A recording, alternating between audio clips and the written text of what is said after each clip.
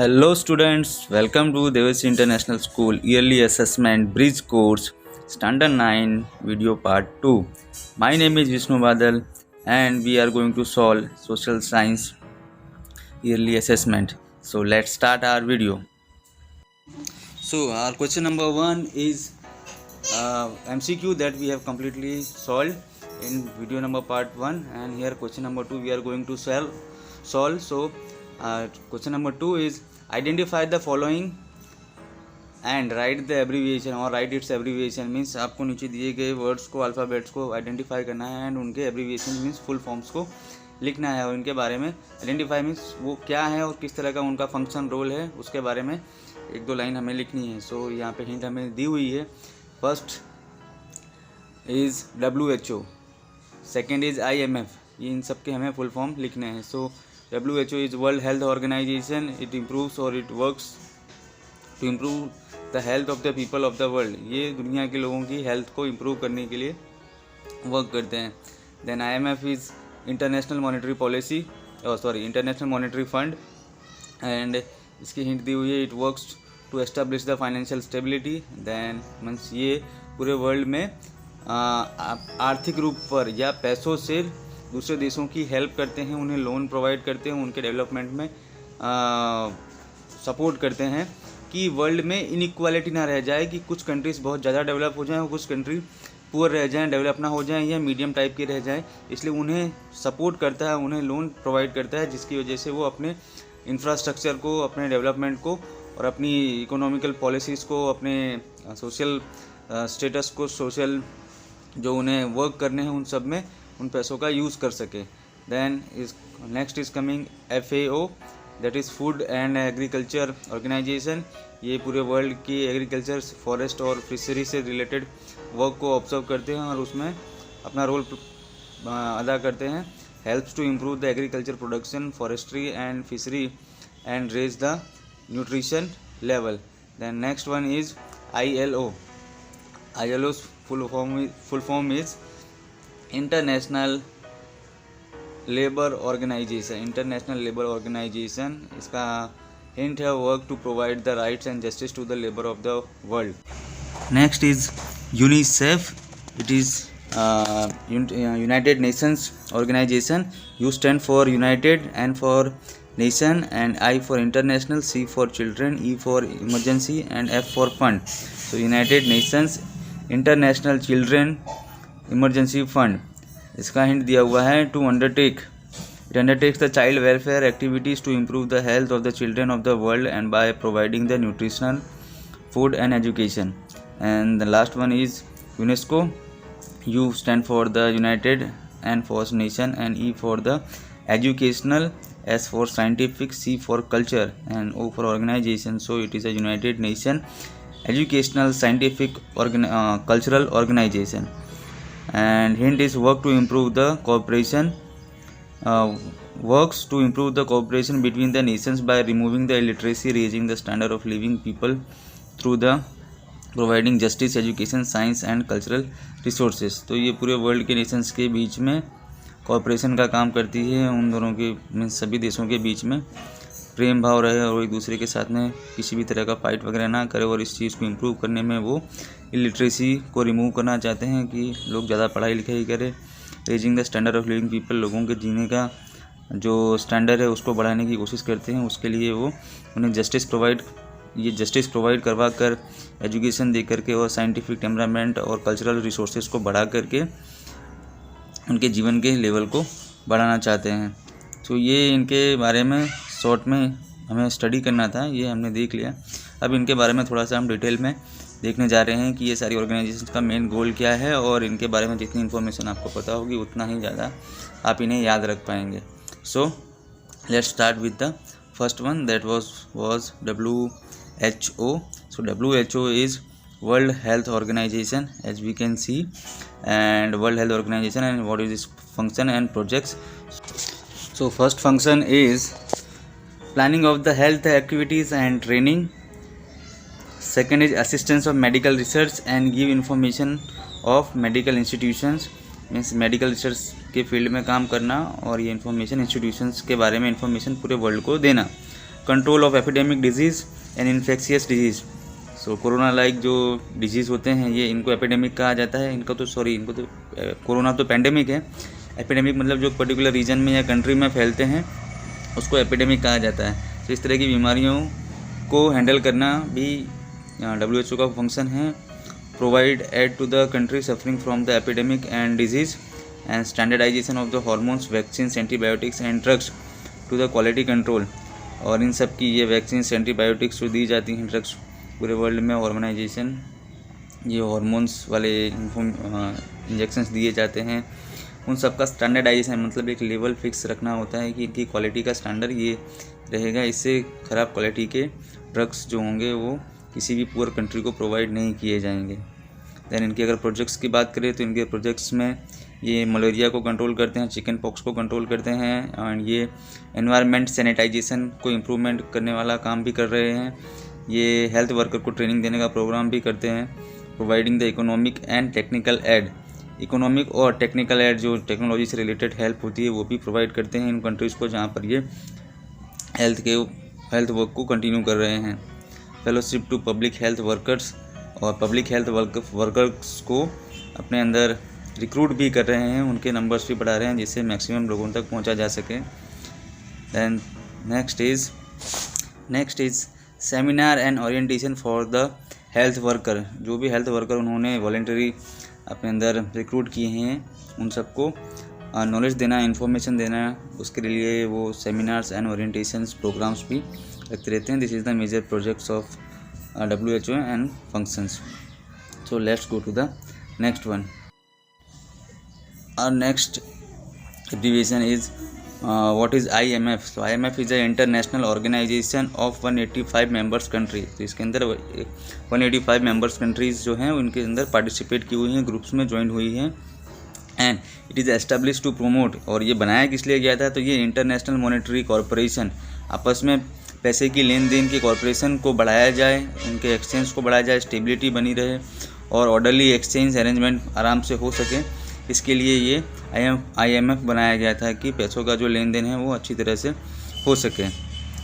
Second वर्ग में ये to foster the economic growth and high level of the employment, और पूरी दुनिया में इकोनॉमिक का ग्रोथ हो, मीन्स लोग पैसों के मामले में कि कंट्री रिच बने और उनको वहाँ के रहने वाले सभी लोगों को एम्प्लॉयमेंट, रोज़गार आसानी से मिल जाए।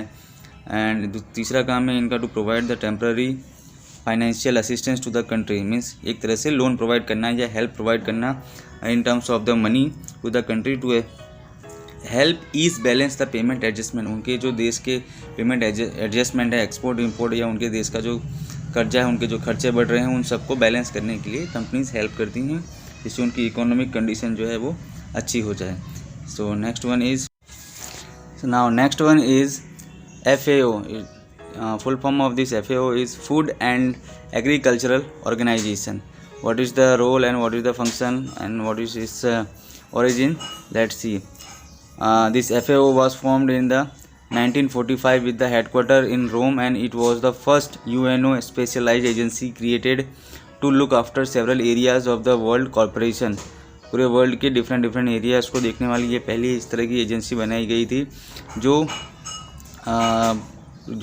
डिफरेंट कंट्रीज़ के फूड से रिलेटेड जो डिफ़िकल्टी होगी, हंगर से रिलेटेड जो प्रॉब्लम्स होगी उनको लुक आउट करेगी।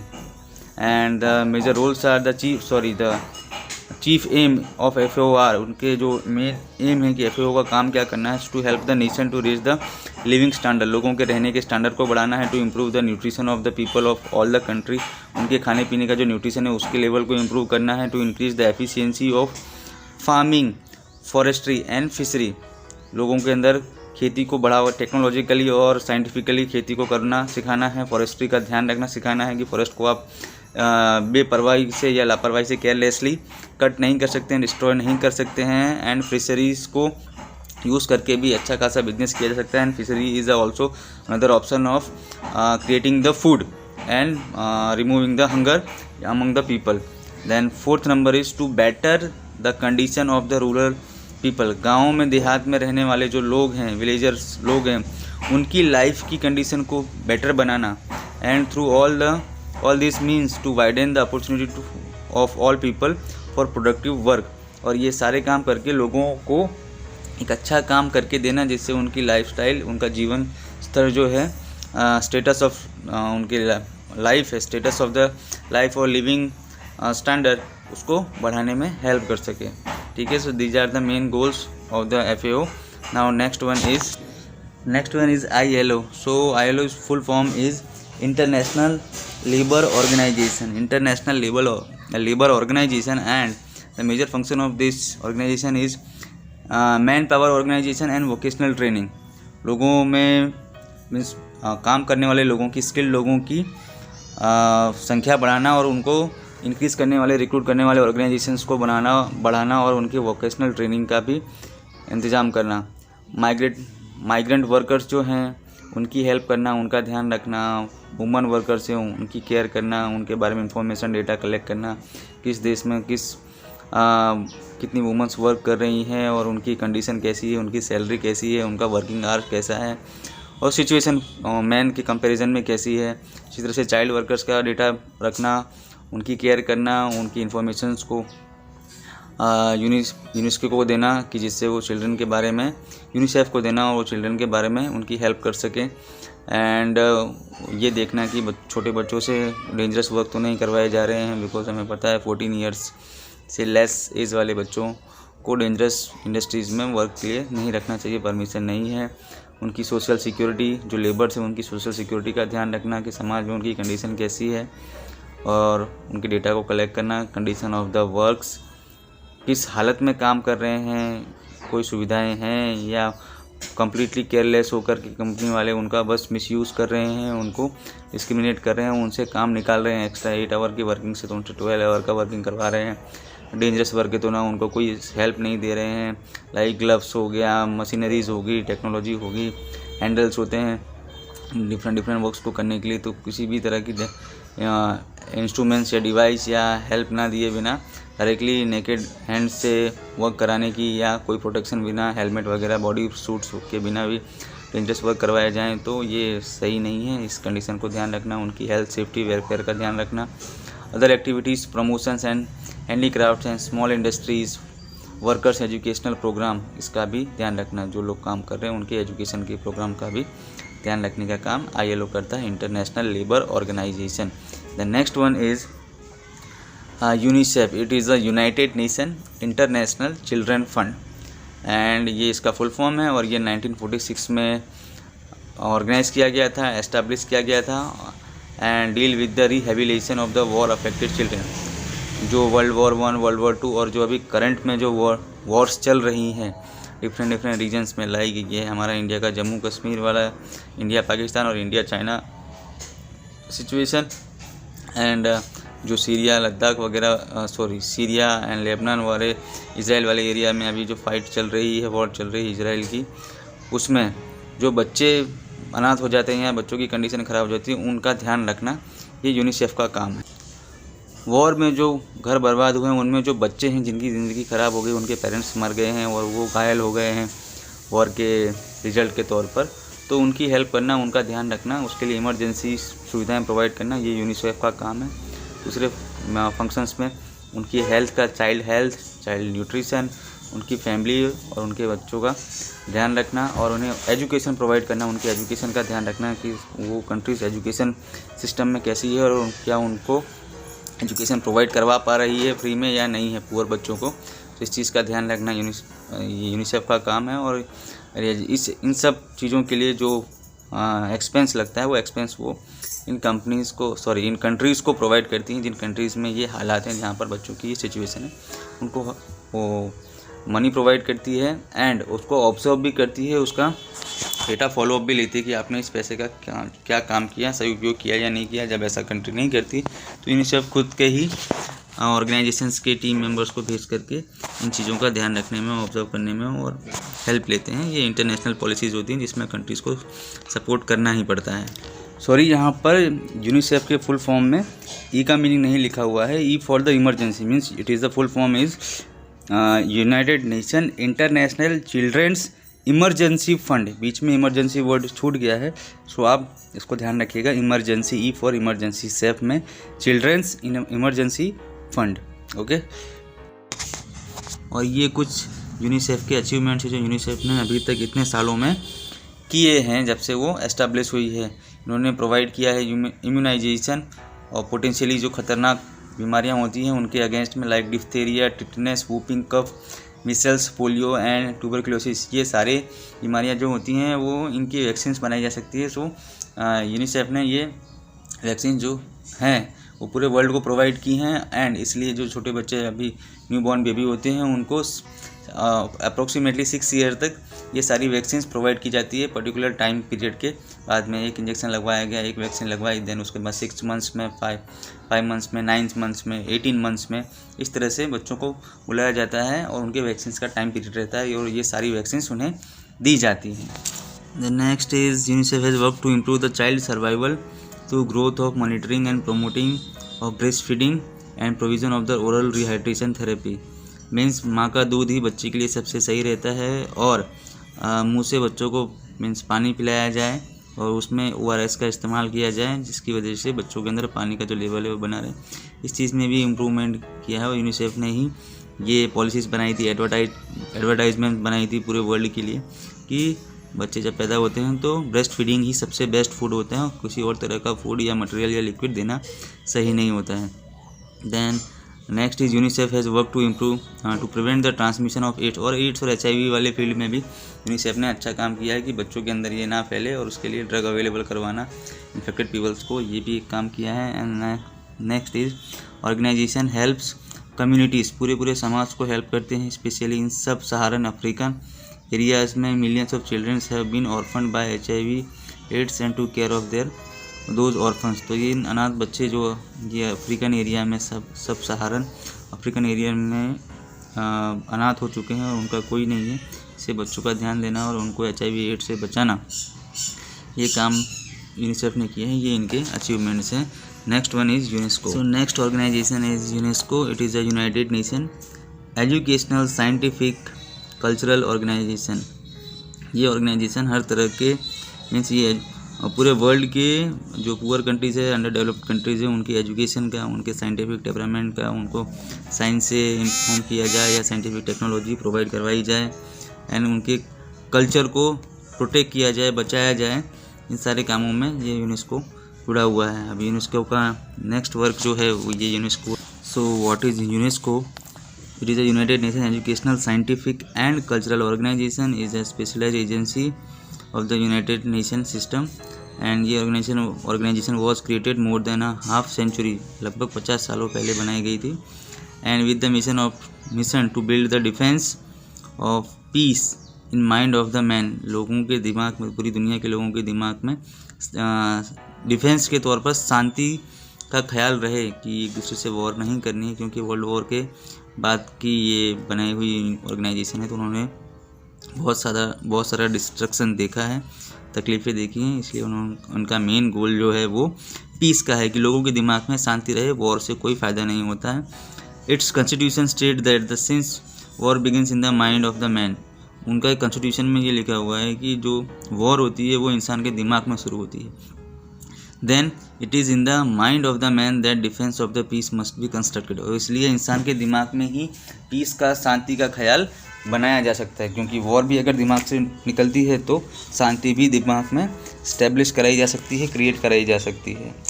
नेक्स्ट है कुछ ऑब्जेक्टिव्स जो यूनेस्को के मेन वर्क क्या रहे हैं। टू कंट्रीब्यूट द पीस, तो मेजर वर्क तो एक पहला ये रहा कि उनका ऑब्जेक्टिव क्या, पूरी दुनिया में शांति बनाए रखना।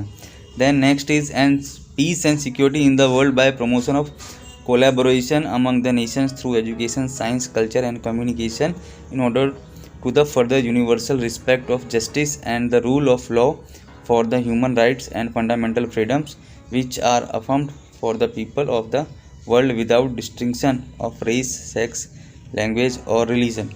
means पूरी दुनिया के अंदर लोग शांति से रहें, उनको सुरक्षा मिले, और ये सारे काम करने के लिए डिफरेंट कंट्रीज़ को एक दूसरे के साथ में कोलैबोरेशन करना पड़ेगा, फ्रेंडशिप बनानी पड़ेगी, और एक दूसरे के कल्चर्स को समझने के लिए उन्हें education, science and culture communication की हेल्प से, इन मेथड्स की हेल्प से, इन टेक्निक्स की हेल्प से एक दूसरे को वो समझ सकते हैं, पहचान सकते हैं, जिससे आने वाले फ्यूचर में फर्दर यूनिवर्सल पूरे दुनिया के लिए उन्हें हेल्प मिले और पूरी दुनिया में जहाँ जहाँ भी उन्हें लोगों को प्रॉब्लम होती है उन्हें जस्टिस मिले और सारी दुनिया में रूल ऑफ लॉ चले, मीन्स सारी दुनिया कानून के हिसाब से चले, कोई तानाशाह ना हो, कोई किसी को डोमिनेट ना करे या डिस्क्रिमिनेट ना करे और कोई पर्टिकुलर पर्सन या पर्टिकुलर ग्रुप का पावर होल्ड ना हो किस रीजन के ऊपर या लोगों की ज़िंदगी के ऊपर, ह्यूमन राइट्स का वायोलेशन ना हो, उनको फंडामेंटल फ्रीडम्स मिलनी चाहिए और ये उनके रेस, उनकी जाति क्या है, कलर क्या है, लैंग्वेज क्या है, रिलीजन क्या है, उनका सेक्स क्या है, उससे लोगों को जज ना किया जाए और उनको डिस्क्रिमिनेट ना किया जाए। लाइक ब्लैक पीपल्स को डिस्क्रिमिनेट किया जाता है इंडिया में, हिंदू मुस्लिम को, माइनॉरिटीज़ को, मुस्लिम्स को डिस्क्रिमिनेट किया जाता है एंड जो लोअर कास्ट पीपल हैं उनको डिस्क्रिमिनेट किया जाता है। अनटचेबिलिटी अभी भी इंडिया में रूरल एरिया में चलती है। सो दिस और वुमेंस को भी सेकेंडरी ह्यूमन बीइंग की तरह देखा जाता है। इंडिया के अंदर मेजरली पावर मैन की रखी जाती है या मैन माइंडेड पैट्रियार्कल सोसाइटी है हमारी। सो इसी के साथ हमारी वीडियो ये ख़त्म होती है, यहाँ पर हम फिनिश करते हैं। एंड ये जो इन्फॉर्मेशन मैंने दी है ये सारी इन्फॉर्मेशन आपके लिए एक्स्ट्रा है। ये मैंने इसलिए दी है कि आपको इंस्टीट्यूशन ऑर्गेनाइजेशंस के बारे में जितनी इन्फॉर्मेशन डिटेल में पता होगी, आपके पास कंटेंट होगा, तो आप एग्ज़ाम के लिए अच्छी तैयारी कर सकते हैं। सब कुछ आपको याद नहीं करना है, आपको जस्ट इसको पढ़ना है और पढ़ेंगे तो आपको समझ में आ जाएगा कि ये कौन सी ऑर्गेनाइजेशन किस तरह के काम करती है, जिनको आपको एग्ज़ाम में 1, 2 या 3 लाइन्स में मैक्सिमम लिखना है। तो आपने जितना ज़्यादा पढ़ा होगा उतना आपको याद आएगा और आप आसानी से मार्क्स को स्कोर कर पाएंगे। याद रखिएगा कि एसएस में आपके आंसर्स में आप 1 और 2 पॉइंट्स या 1 और 2 सेंटेंस अपनी तरफ से ऐड करते हैं जो उस टॉपिक से रिलेटेड है, उसकी एक्स्ट्रा इन्फॉर्मेशन है, तो वो आपके स्कोरिंग को सपोर्ट करते हैं, आपके मार्क्स कट नहीं होने देते हैं और या आपके मार्क्स को इंक्रीज़ करने में हेल्प करते हैं। तो यही टेक्निक आपको स्टैंडर्ड 10 में जो बच्चे होते हैं उनको 100 आउट ऑफ 100 दिलाने में हेल्प करती है। जितना आपका कंटेंट स्ट्रॉन्ग होगा, जितनी आपकी इन्फॉर्मेशन स्ट्रॉन्ग होगी, रट्टा मारने से चीज़ें याद नहीं रहती हैं, मैक्सिमम बार पढ़ना पड़ता है तब ये याद होता है। ठीक है, so keep reading, take care, have a nice day, thank you, bye bye.